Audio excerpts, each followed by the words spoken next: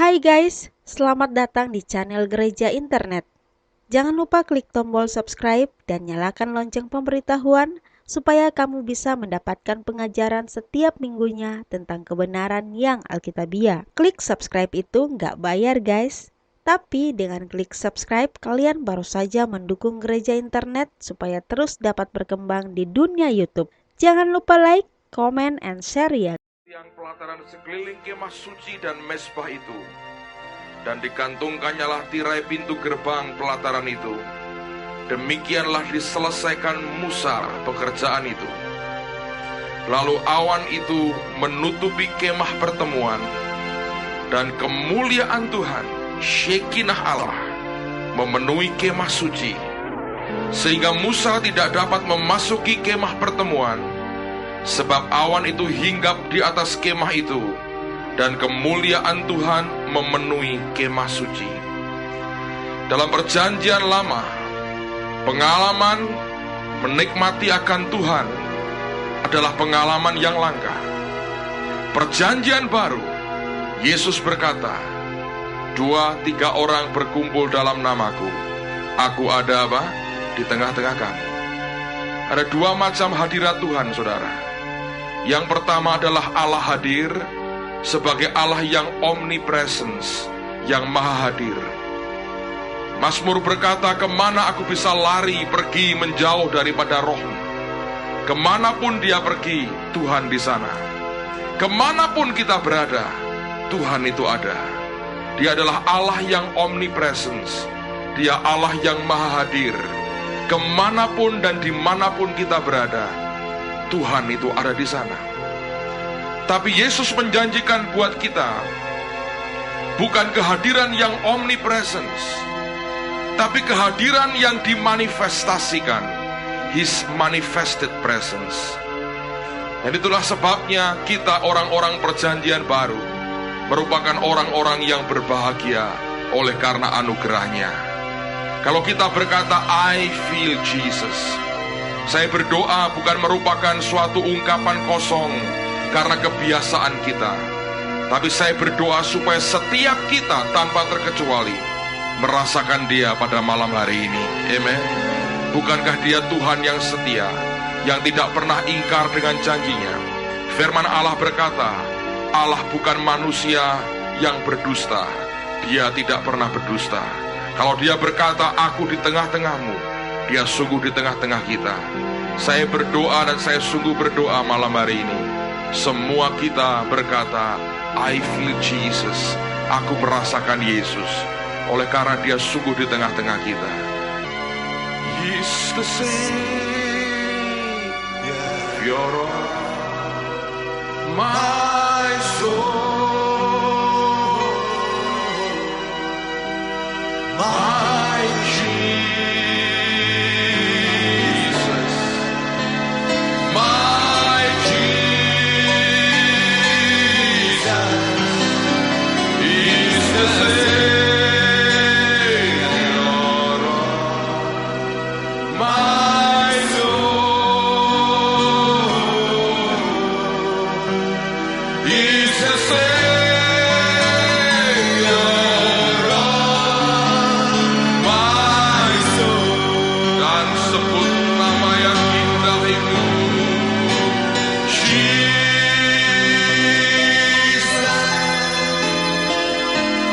Jesus,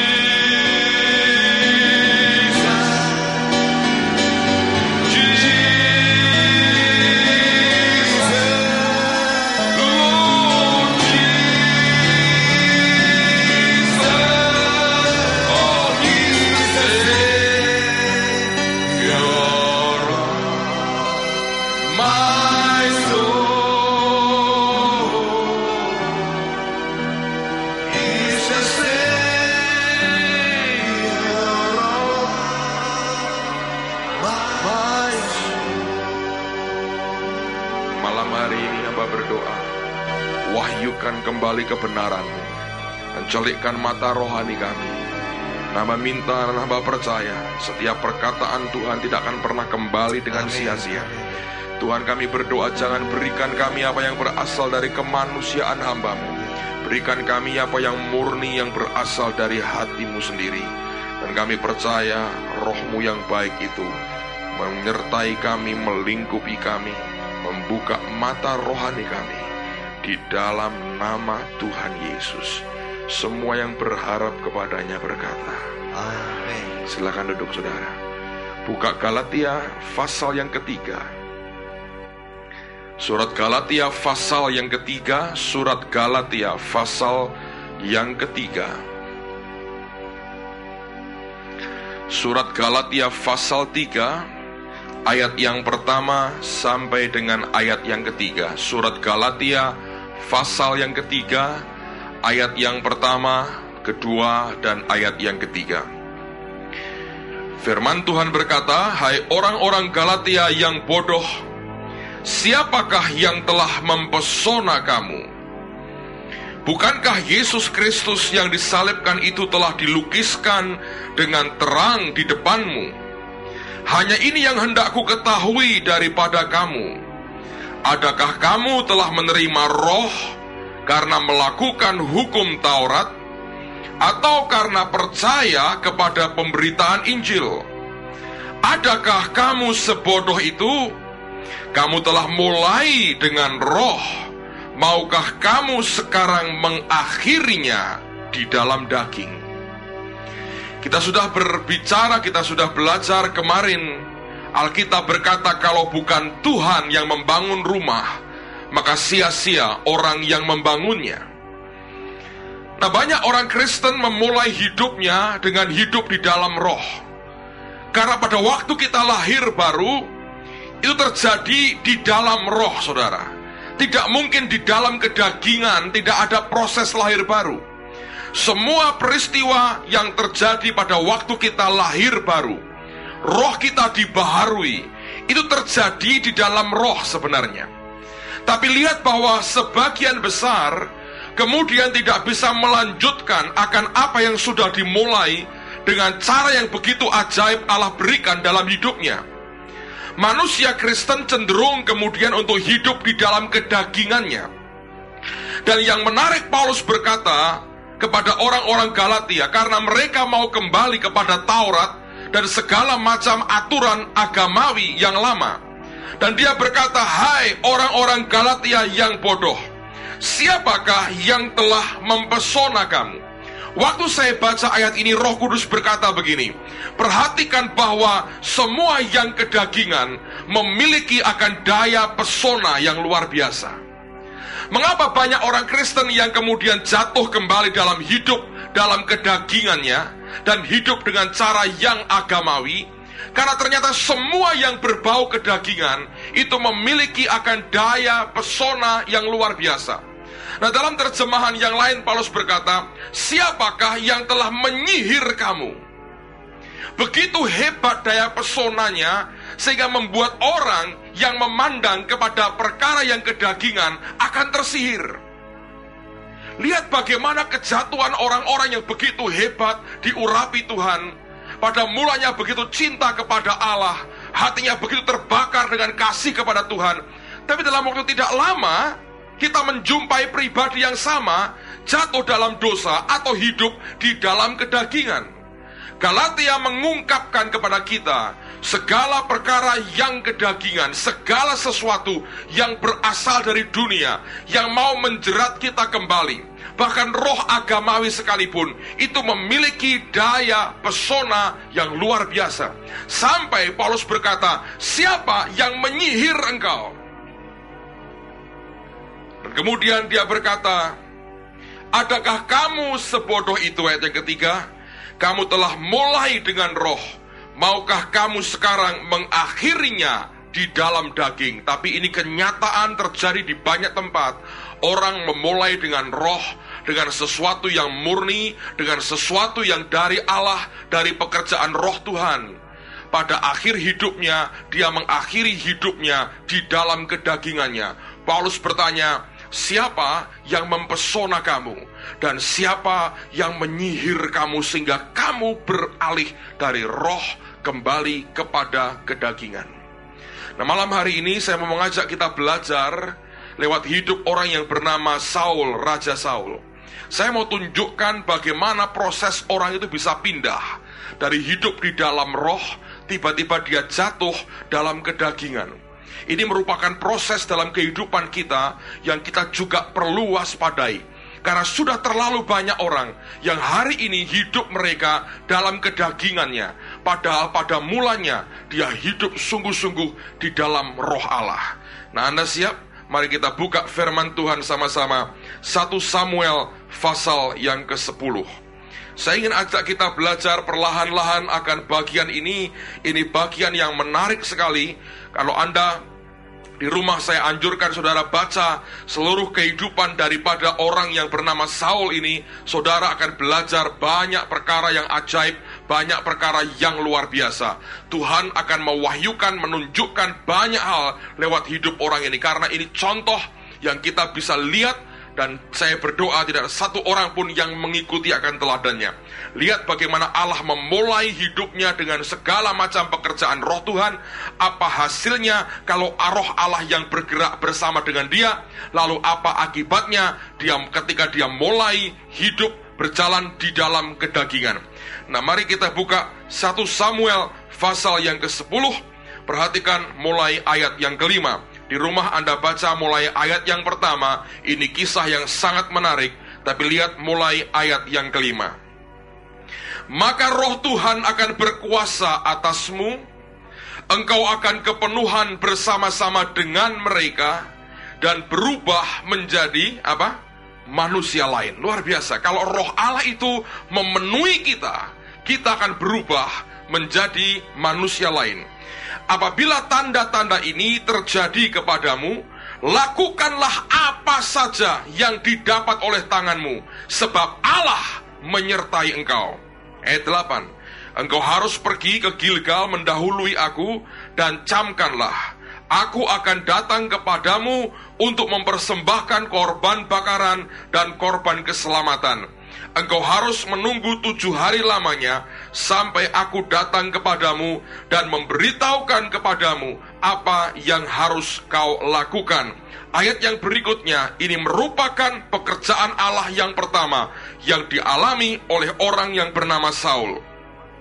Ayat yang ke-9 Alkitab berkata, mari kita baca bersama-sama kalimat pertama saja dari 1 Samuel pasal 10 ayat yang ke-9. Mari kita baca kalimat pertama. 2, 3. Sedang ia berpaling untuk pergi meninggalkan Samuel, maka siapa? Allah mengubah hatinya menjadi. Nah, ini proses pertama.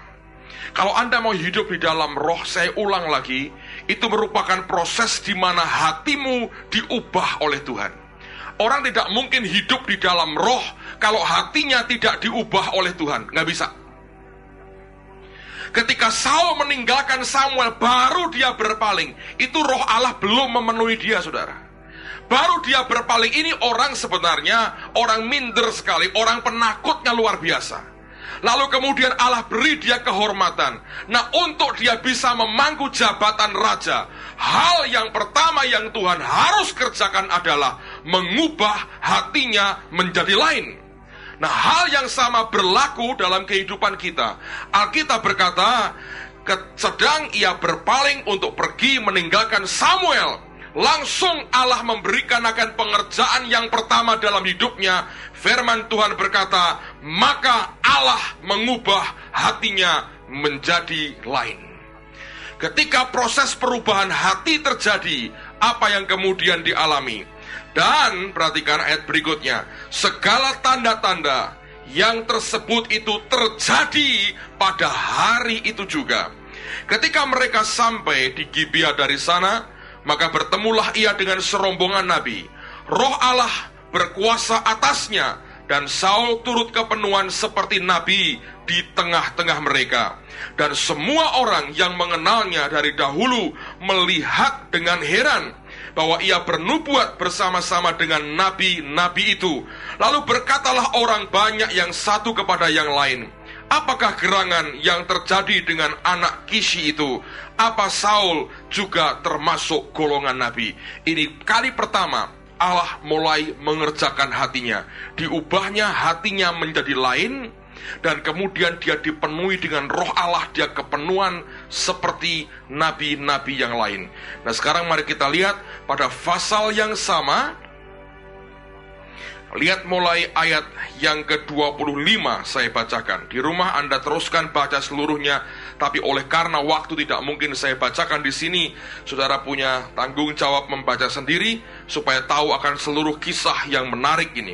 Nah, lihat pada ayat yang ke-25 dari pasal yang sama. Kemudian Samuel menguraikan kepada bangsa itu tentang hak-hak kerajaan, menuliskannya pada suatu piagam dan meletakkannya di hadapan Tuhan. Sesudah itu Samuel menyuruh seluruh bangsa itu pulang, masing-masing ke rumahnya. 26, Anda perhatikan nih. Saul pun pulang ke rumahnya ke Gibea, dan bersama-sama dengan dia ikut pergi orang-orang gagah perkasa yang apanya saudara? Hatinya telah apa? Digerakkan siapa? Allah. Luar biasa. Bukan soal kegagahan mereka yang penting, tapi Alkitab berkata yang ikut dia adalah orang-orang yang gagah perkasa. Bukan hanya gagah perkasa, firman Tuhan berkata yang hatinya telah digerakkan oleh Allah. Nah, dalam terjemahan yang lain, saya mau bacakan buat saudara. Kalau Anda punya New King James, bagus sekali. Terjemahannya, kalimatnya berkata begini. And valiant men went with him. Dan orang-orang yang perkasa ini pergi dengan dia, whose heart God had touched, yang hatinya telah dijamah oleh Allah sendiri. Pemimpinnya mengalami Allah mengubah hatinya menjadi lain. Lalu dia akan mendapatkan orang-orang yang hatinya juga diubah Allah menjadi lain. Hebat saudara. Semua yang berasal dari Allah, ingat, itu tidak menuntut kerja keras daging kita. Semua yang berasal dari daging, cirinya satu, usaha. Kita akan kerja keras mati-matian, banting tulang, banting harga, dan segala macam untuk kita mendapatkan yang kita inginkan. Tapi orang yang hidup di dalam roh, dia hidup atas dasar anugerah Tuhan di dalam hidupmu. Kalau Anda perhatikan hidup dan sejarah hidupmu, engkau menjumpai karakter satu ini.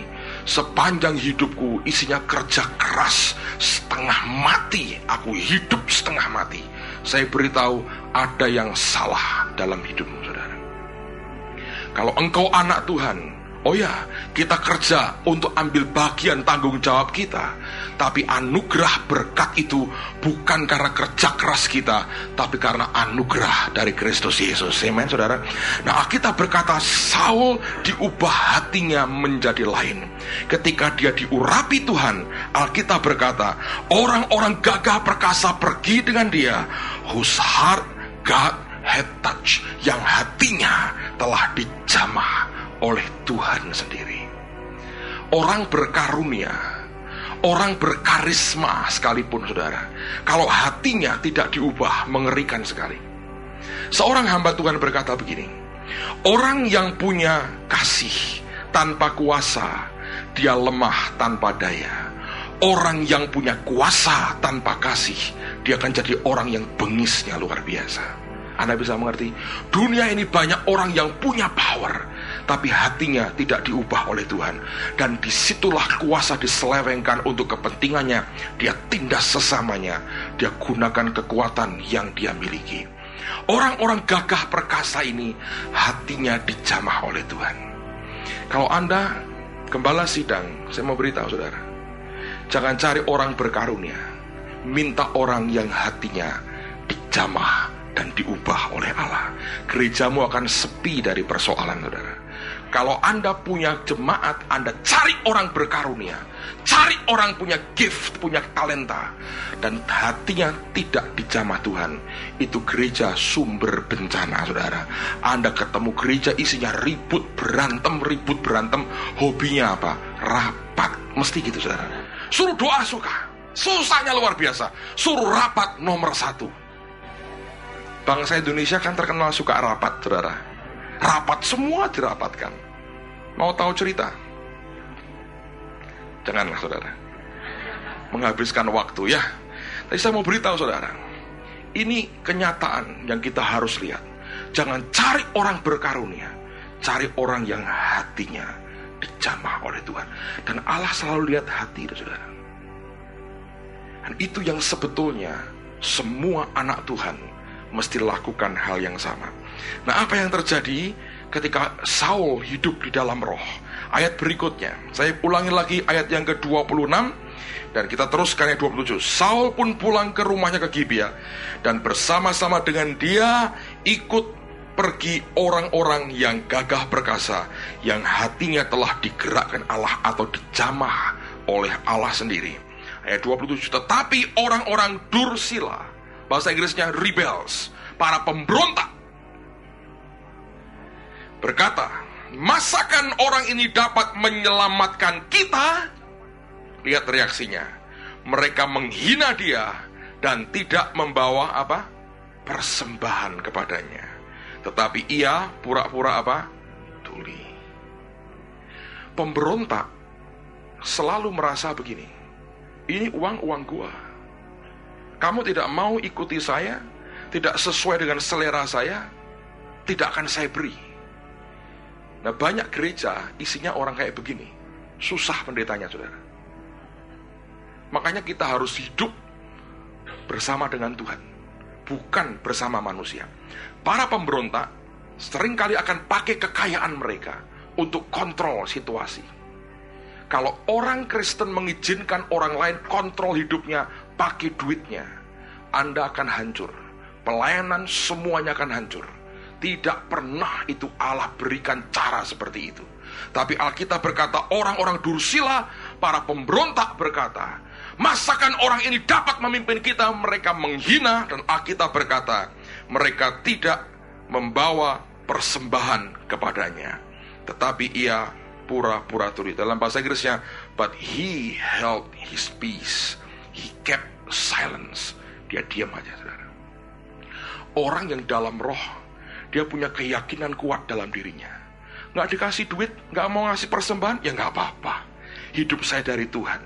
Dia punya ketenangan yang luar biasa. Orang boleh sabot, orang boleh boykot dengan segala macam. Uang nggak ada sekalipun orang yang hidup dalam kontrol roh Allah. Dia punya ketenangan yang luar biasa. Yesus berkata, damai sejahtera aku berikan kepadamu. Dan dia berkata apa? Damai sejahtera ku berikan kepadamu. Anda mau tahu damai sejahtera yang Yesus miliki? Itu loh, yang ketika kapal hampir tenggelam, tetap tidur dengan nyenyak, saudara. Amen, saudara. Damai sejahtera yang ketika semua muridnya, tinggal 12 yang tinggal, semua pergi, dia berkata, apakah kamu tidak mau pergi juga? Dia begitu tahu persis siapa yang dia layani. Tidak pernah digoyahkan dengan apa yang orang katakan. Nanti kelak kalau Anda belajar dengan tuntas akan hidup Saul ini, saudara akan mengerti bahwa rupanya Saul itu tergantung kepada rakyatnya. Dosa yang dia buat adalah semata-mata desakan rakyatnya.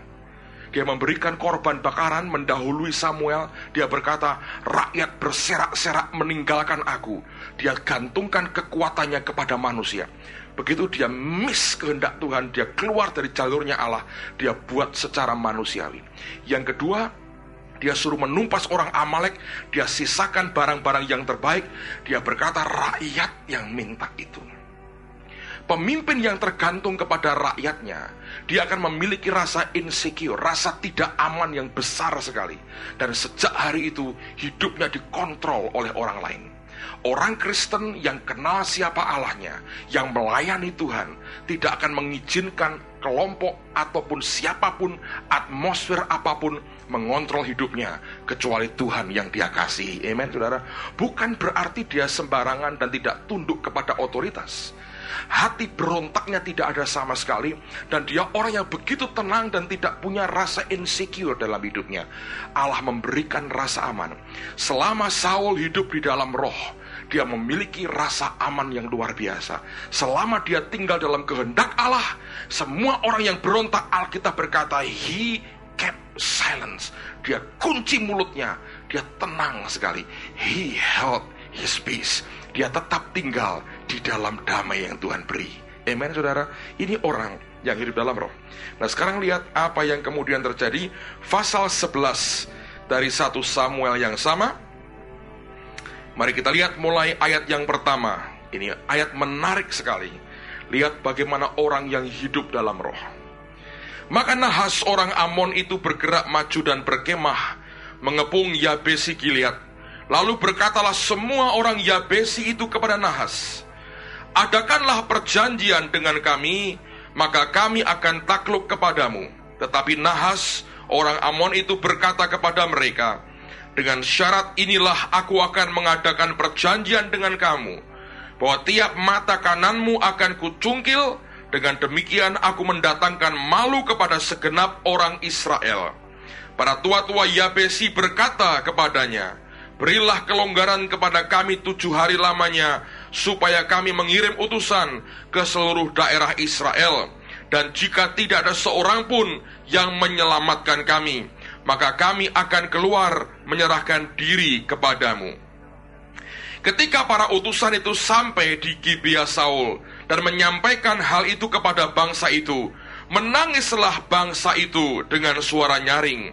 Saul baru saja datang dari padang dengan berjalan di belakang lembunya, dan ia bertanya, ada apa dengan orang-orang itu sehingga mereka menangis?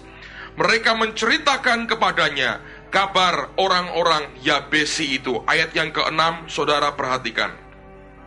Ketika Saul mendengar kabar itu, maka berkuasalah roh Allah atas dia. Nah ini orang yang hidup dalam roh, saudara. Anda akan tahu semua itu karena kontrolnya roh Allah. Dengan begitu tidak ada kebanggaan apapun dari hidupnya. Dia tahu persis siapa dia. Dia tahu apa yang sebetulnya terjadi, dari mana sumbernya. Alkitab berkata, berkuasalah roh Allah atas dia, dan menyala-nyalalah amarahnya dengan sangat. Diambilnyalah sepasang lembu, dipotong-potongnya, lalu potongan-potongan itu dikirimkannya ke seluruh daerah Israel dengan perantaraan utusan pesannya. Siapa yang tidak maju mengikuti Saul dan mengikuti Samuel, lembu-lembunya akan diperlakukan juga demikian. Ayat berikutnya, dengarkan baik-baik. Lalu Tuhan mendatangkan apa? Ketakutan kepada bangsa itu sehingga majulah mereka apa? Serentak. Terjemahan yang lain bagus sekali. And the fear of the Lord, dan takut yang dari Tuhan, fell on the people, itu turun pada orang-orang itu. And they came out, dan mereka keluar with one consent, atau as one man. Tidak ada manusia yang memaksa mereka, mengorganisasikan mereka untuk mereka berperang. Alkitab berkata, Saul dengar berita itu, roh Allah berkuasa atasnya, kemarahan ilahi muncul. Dia berkata yang tidak mau perang akan mengalami seperti itu. Nah ketika itulah Alkitab berkata, ketakutan yang dari Allah, bukan yang dari manusia. Ketakutan yang dari Allah, takut akan Allah itu ada di atas mereka, lalu serentak mereka keluar as one man. Satu hati, bulat mereka perang. Kalau Anda baca seterusnya kisah ini, mereka mengalami kemenangan yang luar biasa. Lihat ini cara Tuhan, saudara. Kemarin saya katakan Musa diberi Tuhan blueprintnya. Dia sampaikan kepada orang Israel.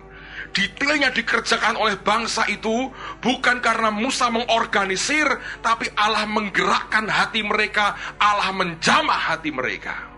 Nah hal yang sama, pola yang sama terjadi dalam hidup orang yang bernama Saul ini. Ketika roh Allah menguasai dirinya, dia sampaikan dalam kemarahan ilahi, dan takut akan Allah ada di atas mereka. Waktu takut akan Allah di atas mereka, Alkitab berkata, serentak mereka keluar as one man, sebagai satu pribadi utuh, dan mereka menang. Luar biasa. Saul memulai sesuatu yang baik sebetulnya. Tapi sayang sekali saudara, tidak bertahan lama. Nah, sekarang mari kita lihat kejatuhannya, di mana kesalahannya. Anda akan lihat perbedaan yang sangat menyolok. Dan mari kita belajar perlahan-lahan. Sekarang lihat pada pasal yang ke-13 dari 1 Samuel yang sama.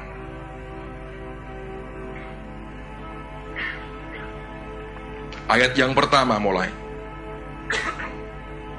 Saul berumur sekian tahun ketika ia menjadi raja. 2 tahun ia memerintah atas Israel. Dan aneh kalau Anda teliti ya, dari sejak jadi raja sampai pasal 13, kita tidak membaca catatan sedikit pun bagaimana Saul ini punya hubungan dengan Tuhan. Bedanya dengan Daud adalah Daud punya begitu banyak pengalaman spiritual dengan Tuhan sebelum jadi raja maupun ketika dia jadi raja. Ini bedanya. Saul mengalami pengalaman rohani sekali, tapi proses pemeliharaannya itu nggak ada sama sekali. Dan banyak orang Kristen begitu kan, bertobat penuh Roh Kudus, selesai. Setelah itu nggak ada hubungan dengan Tuhan secara pribadi, nggak ada. Ya berdoa asal lazimnya orang lain berdoa, dia berbuat yang sama. Nah, ini Saul. Teruskan ayat yang kedua. Saul memilih 3.000 orang dari antara orang Israel. 2.000 orang ada bersama-sama dengan Saul di Mikmas dan di pegunungan Betel. Sedang 1.000 orang ada bersama-sama dengan Yonatan di Gibea Benyamin. Tetapi selebihnya dari rakyat itu disuruhnya pulang masing-masing ke kemahnya. Ayat yang ketiga, lihat apa yang terjadi ini. Yonatan memukul kalah pasukan pendudukan orang Filistin yang ada di Geba, dan hal itu terdengar oleh orang Filistin. Karena itu Saul menyuruh meniup sangkakala di seluruh negeri, sebab pikirnya, biarlah orang Ibrani mendengarnya. Demikianlah seluruh orang Israel mendengar kabar bahwa Saul telah memukul kalah pasukan pendudukan orang Filistin, dan dengan demikian orang Israel dibenci oleh orang Filistin. Sampai di sini dulu. Dengerin baik-baik, saya jelaskan. Nah, kalau Anda membaca ini, siapa yang mulai perang, Saul atau Yonatan, saudara? Hah? Yonatan. Yang dikalahkan itu satu garnison orang Filistin. Nah, ini proses kenapa dia sampai jatuh, hidupnya jadi kedagingan lagi. Dengerin baik-baik, saya jelaskan semaksimal saya bisa. Saya harap Anda cepat nangkapnya. Oke, Saul rajanya kan, dia tahu anaknya itu memukul garnison orang Filistin. Kalau di pasal 11 tadi, Saul berkata, Allahnya bergerak, ketakutan dari Tuhan menguasai mereka, serentak mereka maju sebagai satu pribadi, utuh, lengkap, mereka perang, mereka menang. Tapi kali ini gak terjadi apa-apa. Itulah sebabnya Anda harus pelihara betul apa yang Roh Allah sudah kerjakan dan berikan dalam hidupmu lewat persekutuan pribadimu dengan Tuhan. Kalau engkau hidup seperti Saul, engkau gak punya relationship apapun dengan Tuhan, bagaimana kita bisa mempertahankan yang baik? Nah, waktu itu Yonatan menang perang, Saul menggunakan strategi yang psikologis sifatnya. Ini orang brilian sebetulnya. Dia berpikir begini, sekarang Yonatan pukul satu pasukan, bang! Kalau aku memberitahu seluruh Israel, aku tiup sangkakala. Dan dia curang sebetulnya. Yang mukul kalah Yonatan, orang diberitahu Saul memukul kalah. Oke? Nah, dia berkata begini, mau tidak mau, seluruh orang Israel akan dibenci. Nah, kalau mereka dibenci Filistin, terpaksa mau tidak mau, mereka akan di belakangku. Anda bisa nangkap gak? Ini psikologis sekali, saudara. Kalau pasal 11, dia perang, Tuhan yang menggerakkan mereka. Pasal 13 dia perang, dia upaya mendapatkan dukungan dari rakyatnya.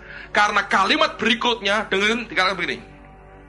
Kemudian, dikerahkanlah rakyat itu untuk mengikuti Saul ke Gilgal. Pasal 11 tidak ada pengerahan, pasal 13 harus dikerahkan.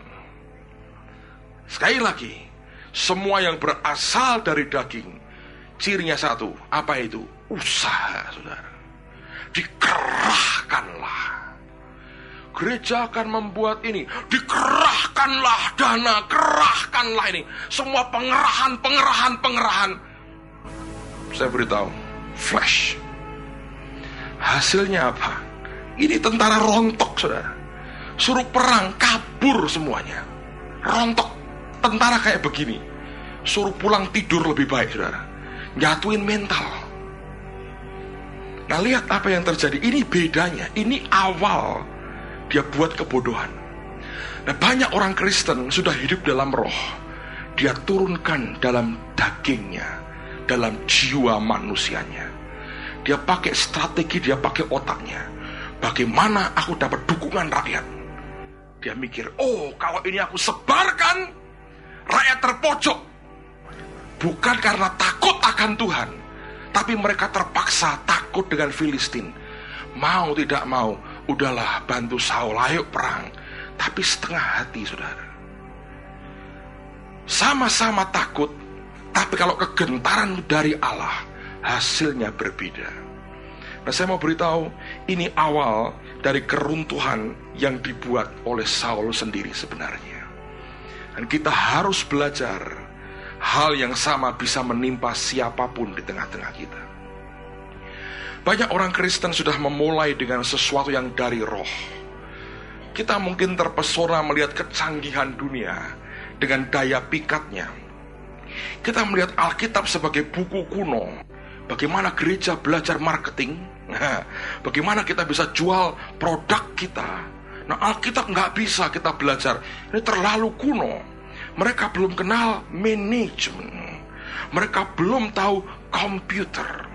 Di internet lebih komplit dari sini. Ini nggak ada internet, Medjet apa juga nggak keluar apa-apa Alkitab di medjet, saudara. Oh ya, saya tahu. Tapi kalau kita mulai meninggalkan yang kuno ini, tanda petik, saudara, dan engkau beralih kepada yang dunia tawarkan, kelihatannya sophisticated, kelihatannya canggihnya luar biasa. Tapi saya beritahu, kita buat kemunduran besar sebetulnya. Back to the simplicity of the Bible. Kembali kepada kesederhanaan daripada Alkitab ini. Amen, saudara. Saul, dia pakai ilmu jiwa, psikologis. Kalau gue gini kan, terpaksa dia ikut saya. Yang seperti itu tidak ada gunanya. Peperangan yang rohani yang dari Allah tidak bisa dikerjakan dengan cara-cara yang kedagingan, saudara. Ingat, pasal 11 tidak ada pengerahan massa. Pasal 13 dia mulai kerahkan orang, kerahkan massa, kerahkan, dan tidak ada hasilnya. Teruskan lagi. Lihat pada ayat yang berikutnya, ayat yang kelima. Adapun orang Filistin telah berkumpul untuk berperang melawan orang Israel dengan 3.000 kereta, 6.000 orang pasukan berkuda, dan pasukan berjalan kaki, sebanyak pasir di tepi laut. Mereka bergerak maju dan berkemah di Mikmas, di sebelah timur Bet Awen. Ketika dilihat orang-orang Israel bahwa mereka terjepit, sebab rakyat memang terdesak, maka larilah rakyat bersembunyi di gua, keluk batu, bukit batu, liang batu, dan perigi. Malah ada orang Ibrani yang menyeberangi arungan sungai Yordan, menuju tanah Gad dan Gilead. Sedang Saul masih di Gilgal dan seluruh rakyat mengikutinya dengan gemetar. Ini hasil pengerahan, saudara. Pasal 11 hasil kerjanya Tuhan. Pasal 13 made in Saul, saudara. Suruh perang ngikut sambil gemetar. Anda bisa bayangin tentara gemetar kayak begitu, seperti kurang makan, saudara. Dan itu suruh perang, Anda bisa bayangkan hasilnya akan berbeda. Sepertinya hebat tapi hasilnya berbeda. Ayat 8. Ia menunggu 7 hari lamanya sampai waktu yang ditentukan Samuel. Tetapi ketika Samuel tidak datang ke Gilgal, mulailah rakyat itu berserak-serak meninggalkan dia. Sebab itu Saul berkata, bawalah kepadaku korban bakaran dan korban keselamatan itu. Lalu ia mempersembahkan korban bakaran. Baru saja ia habis mempersembahkan korban bakaran, maka tampaklah Samuel datang. Saul pergi menyongsongnya untuk memberi salam kepadanya. Tetapi kata Samuel, apa yang telah kau perbuat? Jawab Saul, karena aku melihat rakyat itu berserak-serak meninggalkan aku, dan engkau tidak datang pada waktu yang telah ditentukan, padahal orang Filistin telah berkumpul di Mikmas. Maka pikirku, sebentar lagi orang Filistin akan menyerang aku ke Gilgal, padahal aku belum memohon belas kasihan Tuhan. Sebab itu aku memberanikan diri, lalu mempersembahkan korban bakaran. Tuhannya disuap, saudara. Dia pikir Tuhan juga bisa dipsikologis, saudara. Oh, kalau aku kasih korban, senang kira-kira. Dia nggak tahu yang dikasihkan itu apa. Asap naik begitu. Apa dipikir Tuhan berkata, aku yang punya lembu di 1000 bukit. Nah, manusia dibegitukan bisa, Tuhan dibegitukan, nggak mempan, saudara. Tambah dia buat penyakit, cari masalah. Nah, banyak orang Kristen mencoba ketika dia punya persoalan, dia berkata begini, doa puasanya berapa hari ya kalau sudah begini ya? Doa rohnya yang keras atau yang pelan? Selalu cari metode untuk mencoba menyelamatkan diri. Sebagian besar harus dimulai dengan bertobat sebetulnya. Kita cari metode, kita teriak-teriak bahasa roh, doa puasa. Doakan saya. Aku Pak, kalau gini saya puasa 40 hari cukup enggak? Kurang 100 hari. Langsung pulang ke rumah Bapak. Selalu cari cara untuk membuat Tuhan itu bisa disuap. Saya kurangnya apa ya? Oh, itu persembahan atau apa? Saya kurangnya apa? Doa pagi saat teduhku kurang mungkin. Kalau kita berpikir Allah itu seperti dewa yang minta disuguhin, dibelikan lumpia, dibelikan gitu. Kita berpikirnya begitu kan? Saulnya begitu. Lupa, Tuhan tidak pernah menghalalkan semua cara. Betul, persembahan itu diminta oleh dia, tapi caranya harus caranya Tuhan. Dia lakukan seperti yang dia mau. Ngeri sekali. Coba buka dulu Pengkhotbah pasal 4, nanti kita kembali lagi ke sana. Anda beri batas dulu. Pengkhotbah 4 ayat yang ke-17.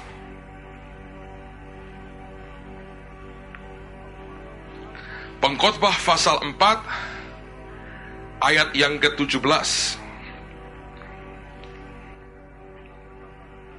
Alkitab berkata, jagalah langkahmu kalau engkau berjalan ke rumah Allah. Menghampiri untuk mendengar adalah lebih baik daripada mempersembahkan korban yang dilakukan oleh orang-orang bodoh, karena mereka tidak tahu bahwa mereka berbuat jahat, saudara. Dan Saul berbuat kejahatan itu. Kekuatannya pada rakyat, ketika rakyat pergi, dia korbankan Tuhannya. Dia pikir dengan cara begitu dia bisa menyuap Tuhan. Sekarang mari kita kembali ke pasal yang ke-13 tadi. Kalau Anda baca seterusnya, itu kondisinya mengerikan sekali. Dan Alkitab berkata, kita akan lompat ayat yang ke-19. Anda di rumah baca sampai selesai ya, urutkan dengan baik. Ini kondisinya yang terjadi, seorang tukang besi tidak terdapat di seluruh negeri Israel, sebab orang Filistin berkata, jangan-jangan orang Ibrani membuat pedang atau tombak. Jadi semua orang Israel harus pergi kepada orang Filistin untuk mengasah mata bajaknya, beliungnya, kapaknya atau aritnya masing-masing. Adapun bayarannya ialah 2/3 shikal untuk mata bajak dan beliung, dan 1/3 shikal untuk mengasah kapak dan untuk memasang kusa, sehingga pada hari pertempuran itu sebilah pedang atau lembing pun tidak terdapat pada seluruh rakyat yang ada bersama Saul dan Yonatan. Tapi Saul dan Yonatan anaknya itu masih mempunyainya. Teruskan lagi. Dan suatu pasukan pengawal orang Filistin telah keluar ke pelintasan gunung di Mikmas. Pasal 14. Ini pengalaman yang luar biasa. Mari kita lihat sama-sama. Ayat pertama. Pada suatu hari Yonatan bin Saul berkata kepada bujang pembawa senjatanya, mari kita menyeberang ke dekat pasukan pengawal orang Filistin yang di sebelah sana. tetapi tidak diberitahukannya hal itu kepada ayahnya. Adapun Saul duduk di ujung Gibea, di bawah pohon delima yang di Migron, dan rakyat yang ada bersama-sama dengan dia itu kira-kira 600 orang banyaknya. Ahia anak Ahitub, saudara Ikabod, anak Pinehas, anak Eli, imam Tuhan di Silo, dialah yang memakai baju efod pada waktu itu. Tetapi rakyat tidak tahu tentang perginya Yonatan. Di antara pelintasan bukit yang dicoba Yonatan menyeberanginya ke arah pasukan pengawal orang Filistin, ada ujung bukit batu di sebelah sini dan ada ujung bukit batu di sebelah sana. Yang satu bernama Boses, Boses artinya licin, slippery. Yang lain bernama Sene, Sene artinya berduri. Ujung yang satu berdiri di sebelah utara di tentangan Mikmas, yang lain di sebelah selatan di tentangan Geba. Nah, ini mulai ketika kemenangan itu akan terjadi. Ingat, peperangan itu dimulai oleh Yonatan. Saul hanya memanfaatkan kemenangan Yonatan. Banyak orang Kristen hari ini memanfaatkan Roh Kudus, memanfaatkan firman untuk kepentingannya. Saya berkata, tidak ada gunanya, saudara. Kembali harus dikembalikan kepada Yonatan. Dia untuk memulai lagi jalannya berat, licin dan berduri. Tapi lihat ini yang dia buat, ayat yang ke-6. Berkatalah Yonatan kepada bujang pembawa senjatanya itu, mari kita menyeberang ke dekat pasukan pengawal orang-orang yang tidak bersunat ini. Mungkin Tuhan akan bertindak untuk kita. Sebab bagi Tuhan tidak sukar untuk menolong, baik dengan banyak orang maupun dengan sedikit orang. Lalu jawab pembawa senjatanya itu kepadanya, lakukanlah niat hatimu itu, sungguh aku sepakat. Kata Yonatan, perhatikan, kita menyeberang ke dekat orang-orang itu dan memperlihatkan diri kepada mereka. Apabila kata mereka kepada kita begini, berhentilah sampai kami datang kepadamu, maka kita tinggal berdiri di tempat kita dan tidak naik mendapatkan mereka. Tetapi apabila kata mereka begini, naiklah kemari, maka kita akan naik, sebab kalau demikian Tuhan telah menyerahkan mereka ke dalam tangan kita. Itulah tandanya bagi kita.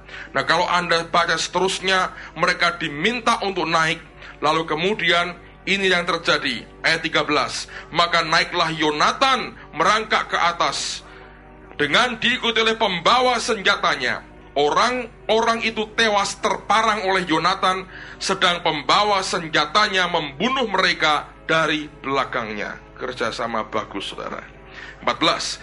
Kekalahan yang pertama ini yang ditimbulkan Yonatan dan pembawa senjatanya itu besarnya kira-kira 20 orang dalam jarak kira-kira setengah alur dari pembajakan ladang. Lalu timbullah kegentaran di perkemahan, di padang, dan di antara seluruh rakyat. Juga pasukan pengawal dan penjarah-penjarah itu gentar, dan bumi gemetar, sehingga menjadi kegentaran yang dari siapa? Dan ini awal kemenangannya. Kita ini orang yang dibenarkan, yang diselamatkan. Roh kita ini lahir baru. Jadi Kristen prosesnya di dalam roh kita, bukan dalam daging kita. Anda dan saya harus kembali dengan cara Tuhan dan bukan cara kita. Orang Kristen mengerjakan bagian pekerjaannya dengan cara manusianya. Dia akan mengalami kekalahan. Saya berdoa supaya kita mempelajari, masih banyak hal yang kita bisa lihat, yang kita bisa pelajari dari semua ini. Tapi dengarkan baik-baik, saudara. Kalau Anda baca seterusnya, Saul membuat orang Israel sumpah, sebelum kita menang tidak boleh makan. Tahu akibatnya? Itu sangat agamawi sekali. Sebetulnya waktu mereka makan, harusnya matanya tambah terang, perangnya menang tambah gede, saudara. Karena sok agamawi, saudara. Puasa gitu, perang sampai perutnya lapar. Iya. Kalau bukan dari Tuhan, saudara, tidak ada gunanya sama sekali. Ketika ribut, dia berkata, ambil baju efod. Baru mau dipakai, nggak jadi. Udah, perang katanya. Bingung. Kalau Anda baca, ini orang bingungnya luar biasa. Orang hidup dalam daging, hidupnya kacau, bingungnya luar biasa. Orang Kristen, anak-anak Tuhan, mari belajar hidup dalam roh Tuhan. Amen, saudara. Kita sudah mulai dengan roh, jangan kita akhiri dengan daging. Segala sesuatu yang berasal dari roh Allah akan menimbulkan anugerah dan kemuliaan Tuhan yang besar. Semua yang diupayakan dengan cara manusia akan berakibat fatal dalam kehidupan kita. Saya mau saksikan pengalaman kami sebelum kita selesaikan bagian pertama ini. Ini berharga sekali. Pak Jeffrey kemarin tanya dengan saya, Pak, bisa nggak orang terima vision? Ya, terima vision, terus ternyata hasilnya nggak benar. Saya berkata bisa.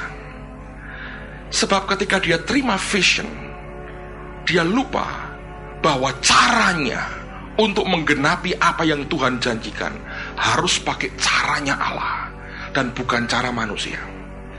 Saya pernah saksikan sekian bulan yang lalu. Untuk Anda yang belum dengar, saya mau saksikan buat saudara. Tahun 91 akhir, saya lagi berdoa itu menjelang Christmas. Roh Tuhan hadir kuat di kamar saya, dan dia ngomong begini, ngomong seperti orang muka dengan muka begini. Saya nggak lihat wujudnya, tapi dia ngomong jelas. Dia tanya begini, kapan, umur berapa Yusuf terima mimpi atau penglihatan? Saya bilang umur 17 Tuhan. Umur berapa impian itu jadi kenyataan? Saya bilang ketika dia berusia 30 tahun. Berapa tahun dia mesti menunggu? Saya bilang 13 tahun. Saya masih gak ngerti apa yang roh Tuhan mau sebetulnya. Tiba-tiba dia berkata begini, tahun berapa kelompokmu ini aku lahirkan secara rohani? Saya bilang Maret tahun 1979. Kegerakan di antara pelajar SMA di kota kami. Saya ikut bertobat satu di antaranya, saudara. Itu kegerakan menyebar di mana-mana sampai Jakarta, Surabaya, Bandung, dan beberapa teman yang pindah ke Amerika untuk belajar mendirikan gereja-gereja sampai sekarang, saudara. Dan Tuhan berkata begini, tahun depan tahun berapa? Saya bilang tahun 92. Berarti Maret tahun depan, berapa tahun kelompokmu itu ada? Saya bilang 13 tahun. Dan tiba-tiba dia berkata begini, Maret 92, aku beri kalian sesuatu yang besar. Saya semangat, saya tanya, apa Tuhan? Gak ada jawaban, saudara. Tuhan tuh begitu kadang-kadang, saudara, ya. Dia beri sedikit, kalau semuanya, enggak lah, dia bilang. Saya beri sedikit. Aku beri kalian sesuatu yang besar. Saya tanya, apa Tuhan? Gak ada jawaban. Saya doa, saya tanya, Tuhan apa itu? Gak ada jawaban. Terus saya ngomong begini, kalau boleh aku milih Tuhan, kalau itu bentuknya materi atau rohani, aku pilih yang rohani. Tapi tetap gak ada jawaban. Saya coba untuk pakai menpsikologi Tuhan, saudara, ya. Makanya kita ini kan orang bebal semua kan sebetulnya. Hanya anugerah Tuhan aja bisa berdiri sebetulnya, saudara, di sini. Jadi saya coba, tapi Tuhan kan ngerti ini orang mau mancing-mancing ini. Tanya-tanya, saya diam aja, saya bilang, Tuhan kalau boleh milih jasmani atau rohani, aku pilih yang rohani. Nggak ada reaksi, didiamkan. Udah, saya tahu. Selesai saya berdoa, saya keluar kamar. Saya ngomong pada istri saya ceritakan. Dia berkata, bagus, tapi jangan ngomong orang-orang, dia bilang. Sebab kamu sudah bicara soal bulan dan tahun, bahaya sekali. Dikira nanti kamu nabi palsu kalau nggak ada apa-apa. Saya ngomong ke beberapa teman lain, reaksinya semua sama. Bagus, tapi jangan bicara dengan siapapun. Lalu kemudian ternyata, saudara, pada bulan Maret 92, Tuhan beri kami gedung gereja besar. Sekarang udah jadi semua. Kalau itu nampung kira-kira bisa 1.500 orang sekali kebaktian. Besar, cukup besar, dengan kantor, dengan apa yang kami punya. Dan izin gereja dalam 2 bulan keluar. Itu clean, nggak pakai segala macam, nggak, bersih. 2 bulan keluar. Saya diundang wali kota, langsung diundang, ngomong 10 menit, ACC, nggak ada problem sama sekali. Allah kerja luar biasa. Nah sekarang yang belum selesai apa? Bayarnya, saudara. Itu gedung sudah rusak memang. dijual harga 265. Kami ini anak-anak muda semua waktu kumpul uang, kumpul, puji Tuhan. Dengan mujizat dan berkat Tuhan, ngumpul berapa? 5 juta. Sisanya tinggal 260. Sudah kebayar 5 juta, tinggal 260. Di situ kita buat kesalahan. Harusnya saudara, sekarang saya ngerti, tapi terlambat ngertinya saudara. Kita pakai lutut nih sembahyang. Karena kan ada jangka waktu 1-2 bulan ya. Tuhan, teriak dengan Tuhan. Enggak saudara, rupanya sudah lihat barang itu, izin sudah keluar. Pikirnya, oh selesai, sekarang kita garap, ayo tanggung jawab kita. Bodoh sekali ternyata. Kami pinjam uang di bank, dalam waktu 2 minggu cair duitnya. Orang bilang, wah Allah menyertai. Bukan ternyata saudara. Saya mau beritahu ya, yang dari daging itu punya daya pesona yang luar biasa. Uang cepat 2 minggu, langsung kita bayar. Pikirnya lega sekali saudara. Tapi itu awal bencana saudara. Ngeri sekali. Saya mau cerita padanya ini yang terjadi. Kami belum, kenapa sebetulnya tuh Tuhan udah sediakan duitnya saudara. Nah ada teman di dalam gereja kami yang hari-hari itu diberkati Tuhan luar biasa. Perpuluhannya itu kira-kira 200 juta lebih saudara. Sudah di akunnya dia. Nah karena kondisi gereja kami waktu itu gak bener semua saudara, atmosfer di dalamnya juga kacau balau. Dia mau ngelepas, mau ngasihin duitnya, ragu-ragu. Nah saya mau beritahu, jangan ikuti kayak begitu saudara. Itu bukan uang kita, itu uangnya Tuhan. Anda harus kembalikan sudah uangnya Tuhan. Entah mereka mau jadikan apalah urusan mereka. Sekali kita lepas, kita kembalikan, selesai engkau di dalam Tuhan saudara. Itu uang boleh dipakai untuk apapun, engkau gak salah. Tugasmu selesai, begitu kau kembalikan, selesai. Itu urusannya orang lain. Nah dia mikir, waduh ini kalau saya berikan, kacau ini. Karena dalamnya itu sedang banyak ruwet-ruwetnya. Lalu dia punya ide bagus. Uang ini aku pakai membiayai renovasi aja. Kebetulan dia ikut panitia. Jadi dia berikan sedikit demi sedikit untuk renovasi. Bagus tak saudara? Bagus kelihatannya. Ya kan? Bagus. Tahu, dalam waktu nggak ada setahun dari itu, habis bisnisnya. Utangnya begitu banyak. Saya yakin tahun ini selesai dia masalah utangnya. Tuhan buka mujizat luar biasa. Tapi saudara, harus dibayar dengan cara itu. Kalau kami sembahyang, sekarang saya ngerti, kalau tadinya kami sembahyang, Tuhan akan restorasi roh kami, ya kan? Kan tiba-tiba Tuhan gerakkan hatinya, dilepaskan uangnya. Perlu utang nggak? Nggak perlu.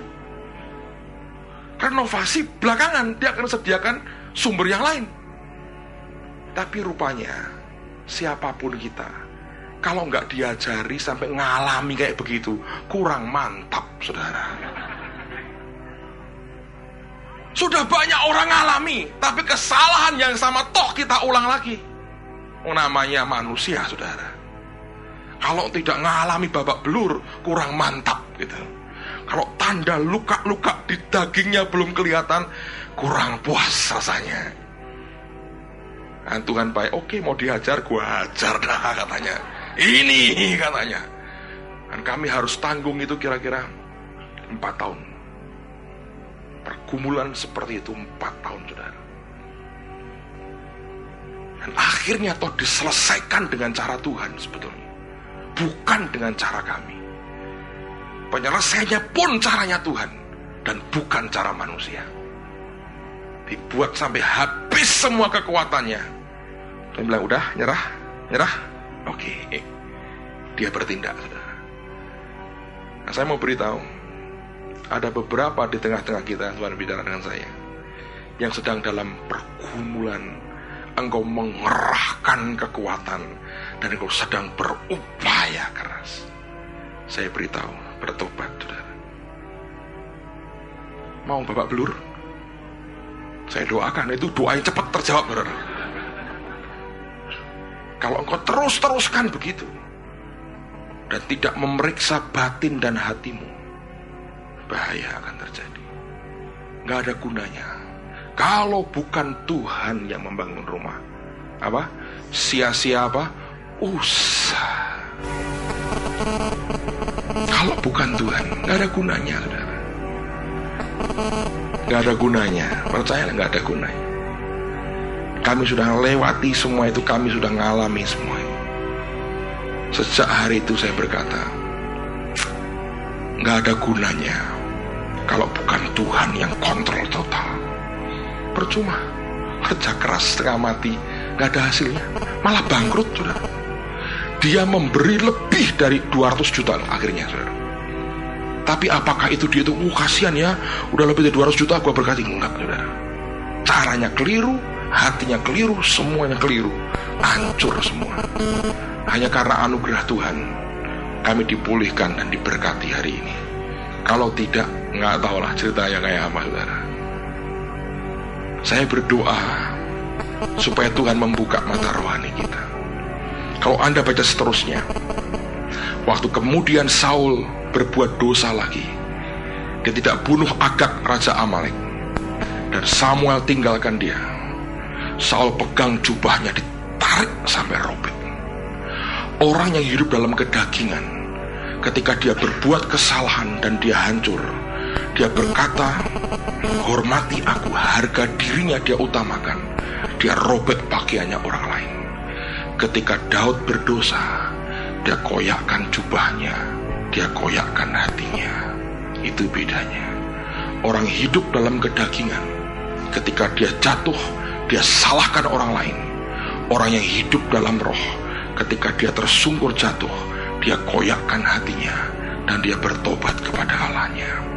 Saya berdoa, saudara akan makin dibuat tumbuh oleh Tuhan. Lewat semua yang terjadi di tengah-tengah kita, lewat semua yang dialami oleh banyak kita, mari tumbuh dalam Tuhan. Jangan dibuat terpesona oleh apa yang dunia tawarkan. Jangan mau disihir oleh apapun di dunia ini. Tapi biar mata kita terus tertuju kepada Kristus Yesus Tuhan kita. Amen, saudara. Sebentar kita akan memberikan korban kita, persembahan kita. Sekali lagi saya mau berkata, harus dari ketaatan. Saya beri waktu beberapa saat ini mendidik kita, saudara. Anda belajar hidup dalam ketaatan akan luar biasa. Pakai waktu sembahyang, tanya Tuhan, berapa yang harus aku beri. Pada waktu kita memberi dalam ketaatan, waktu kita berikan yang Tuhan minta, detik yang sama, ketaatan kita naik di hadapan Dia. Amen, saudara. Saya tidak akan pompa-pompa dan pacu-pacu dan dorong-dorong hati saudara dengan cara psikologis. Anda sudah cukup dewasa, dan saya percaya kita hidup dalam ketaatan. Sekarang tundukkan kepala semua, kita datang kepada Dia. Tuhan, berbicara kepada kami. Kami ingin lakukan sesuatu hari ini dengan ketaatan kami, dan bukan dengan kemauan kami sendiri. Engkau berbicara kepada kami, Tuhan, dan kami ingin beri dengan hati yang penuh sukacita, karena Engkau sudah memberkati kami luar biasa. Terima kasih Bapa. Terima korban kami, terima ketaatan kami. Berbicara. Pakai waktu beberapa menit, 1-2 menit ini Anda berdoa. Dengarkan suara Roh Kudus. Tuhan gerakkan jumlah tertentu. Misalnya Anda tidak bawa, Anda bisa tulis dalam kertas, tuliskan nama, telepon Anda, panitia akan menghubungi. Dan sembahyang, dan ikuti apa yang Roh Tuhan berikan.